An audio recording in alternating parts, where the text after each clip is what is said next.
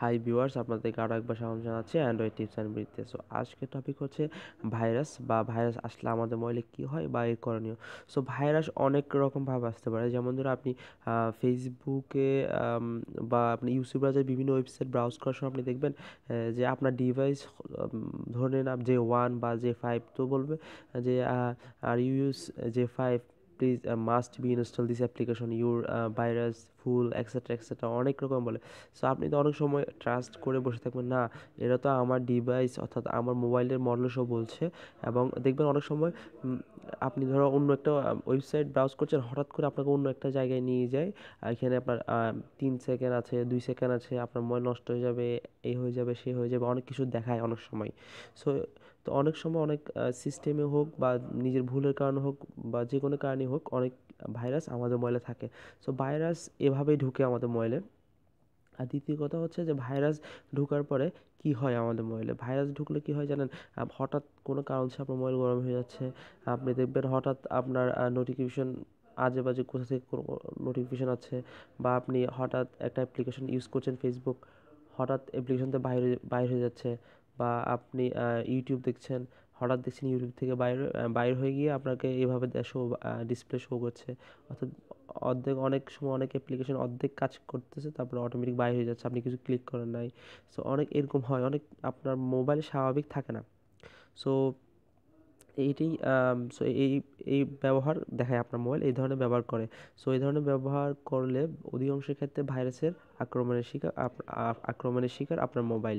So যদি দেখেন কোনো অ্যাপ্লিকেশন হঠাৎ বাইরে হয়ে যাচ্ছে, বা হঠাৎ কোনো কিছু অন হয়ে যাচ্ছে, অফ হয়ে যাচ্ছে, বা আপনার মোবাইল নর্মালভাবে ব্যবহার দেখাচ্ছে না আপনাকে, সো অবশ্যই মনে রাখবেন যে এটি একটি ভাইরাসের আক্রমণ। সো কীভাবে আপনি বুঝবেন যে আপনার মোবাইলে ভাইরাস আছে কিনা, চলুন দেখা যাক। প্রথমে যেতে হবে সেটিংয়ে।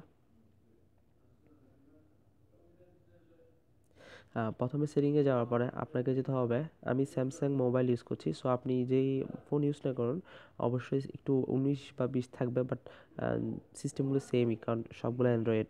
সো আমি অ্যাপ্লিকেশনে যাচ্ছি।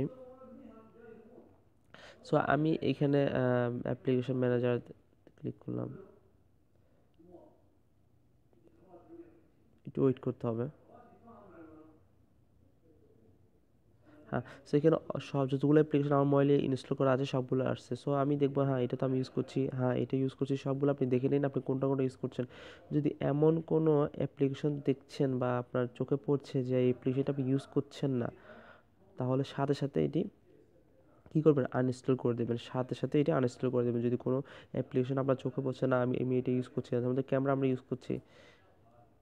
সো ক্যামেরা হচ্ছে যেমন এখানে আছে আনইনস্টল অপশন পাবেন না, এগুলো হচ্ছে আপনার সফটওয়্যার আপডেট, অর্থাৎ আপনার যে অ্যান্ড্রয়েড সফটওয়্যার মাধ্যমে যে প্রসেসের মাধ্যমে চলছে বা যে প্রোগ্রামের মাধ্যমে চলছে, ওই প্রোগ্রামে দেওয়া হয়েছে এগুলা। সো এগুলা এগুলা ডিলিট হবে না। যেমন ধরো আপনি ইচ্ছে করলে জিমেল ডিলিট করতে পারবেন না, বাট ইচ্ছা করলে আপনি ইমো ডিলিট করতে পারবেন, কারণ এগুলো আপনার বাইরে থেকে ইনস্টল করেছেন। সো এগুলো চেক করে নেবেন যে কোনো অ্যাপ্লিকেশন যেগুলো আপনার নজরের বাইরে বা আপনি ইউজ করেন না সেগুলো আছে কিনা। আর দ্বিতীয় কথা, সবচেয়ে বড় কথা হচ্ছে, যেমন ধরো ক্যালকুলেটর। হ্যাঁ, সো ক্যালকুলেটরের পারমিশন কি আছে দেখেন, এখানে নো পারমিশন, ক্যালকুলেটর কোনো পারমিশন লাগবে না। সো আরেকটা কথা হচ্ছে যে আমার ধরো আমার গুগল অ্যাপ, সো গুগল অ্যাপে আমার কি পারমিশন চাচ্ছে। সো গুগল অ্যাপে চাচ্ছে আমার ক্যালেন্ডার চাচ্ছে, আমার ক্যামেরা চাচ্ছে, আমার কন্ট্যাক্ট নাম্বার চাচ্ছে, আমার লোকেশন চাচ্ছে, মাইক্রোফোন চাচ্ছে, ফোন চাচ্ছে, এসএমএস চাচ্ছে, স্টক চাচ্ছে। সো হ্যাঁ, গুগল অ্যাপ চাইলেও চাইতে পারে, কারণ অনেক ব্যাপার স্যাপার। বাট এমন কোনো অ্যাপ্লিকেশন যেমন ধর পিকচার বা ফটো এডিটেড বা ছবি আর্ট করবেন, তো ওই অ্যাপ্লিকেশন কেন আপনার কন্ট্যাক্ট নাম্বার চাইবে? ও বেশি জোর চাইলে আপনার যেমন ধরো আপনার গ্যালারি চাইতে পারে, বাট আপনার কন্ট্যাক্ট নাম্বার চাওয়ার কোনো অধিকার তার নেই, কারণ কন্ট্যাক্ট নাম্বারের কোনো কাজই নেই। সো এই ক্ষেত্রে অনেক একটু খেয়াল রাখবেন যে অন্য কোনো অ্যাপ্লিকেশন যেমন ফাইল ম্যানেজার, এই মুহূর্তে যদি সে আমার কাছে চায় যে আপনি আপনার কন্ট্যাক্ট নাম্বার আমার পারমিশন দরকার, যেমন পিক আর্টের এখানে পারমিশন আছে অনলি দেখেন কন্ট্যাক্ট আছে। সো ও আমার থেকে কন্ট্যাক্ট নাম্বার কেন নিবে? কারণ আমি আমি জাস্ট স্টকটা অ্যালাউ করছি। দেখুন আমি ক্যামেরা অফ রাখছি, লোকেশন অফ করে দিয়েছি, জাস্ট স্টকটা অন করছি, যেটা ও ছবি এডিট করতে কাজে লাগে। সো এগুলো খেয়াল রাখবেন যেন অযথা যেন কোনো কিছু আপনি পারমিশন দিবেন না যে আপনার মোবাইলে এই অ্যাপ্লিকেশনটি এই জিনিসটা নিতে পারবে। সো কন্ট্যাক্ট কেন দিবে? আমি কন্ট্যাক্ট দেওয়ার কোনো প্রশ্নই ওঠে না যে আমি ছবি আর্ট করবো, বাট কেন আমি ওকে কন্ট্যাক্ট দিব? সো এই জিনিসটা খেয়াল রাখবেন। আর দ্বিতীয় কথা হচ্ছে যে আরেকটা খুব গুরুত্বপূর্ণ ব্যাপার হচ্ছে যে আপনাকে যেতে হবে lock screen and security. So আপনার মোবাইলে সিকিউরিটি থাকতে পারে যা থাকে না কেন। তা আমার মোবাইলে আদার সেটিংয়ে আছে, আদার সিকিউরিটি সেটিংয়ে যাবেন, তারপরে দেখবেন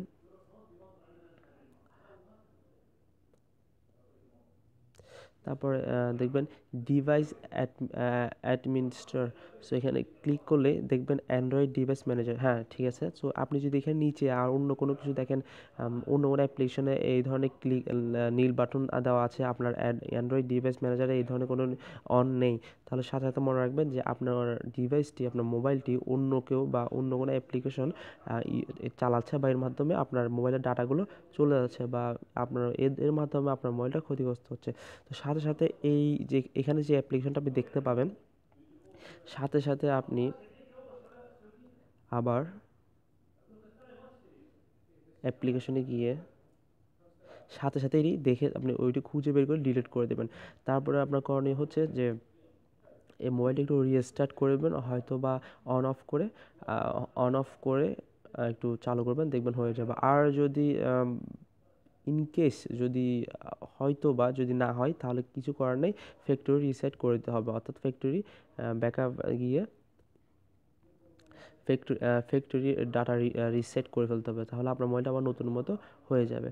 সো এটি হচ্ছে আজকের আর অ্যান্টিভাইরাস বা ভাইরাসের কী কী করলে কী হয়। আর কথা হচ্ছে আমি কোনো অ্যান্টিভাইরাস ইউজ করি না, কারণ হচ্ছে আমি জানি কোন মাধ্যমে কোনটা আসলে কী হয়। সো দেখুন আমি কোনো অ্যান্টিভাইরাস যেমন সিকিউরিটি 360 বা ক্লিন মাস্টার এই ধরনের কিছু ইউজ করি না, কারণ স্যামসাং থেকে দেওয়া আছে স্মার্ট ম্যানেজার, এটা দিয়ে অনেক কাজ হয়। সো অবশ্যই যদি ভালো লাগে, আর কোনো প্রশ্ন থাকলে অবশ্যই কমেন্ট করবেন, আর কোনো ব্যাপারে জানতে চাইলে অবশ্যই ভিডিও আপলোড করা হবে। সো আজকের জন্য এতটুকুই, ভালো থাকবেন, ভালো রাখবেন।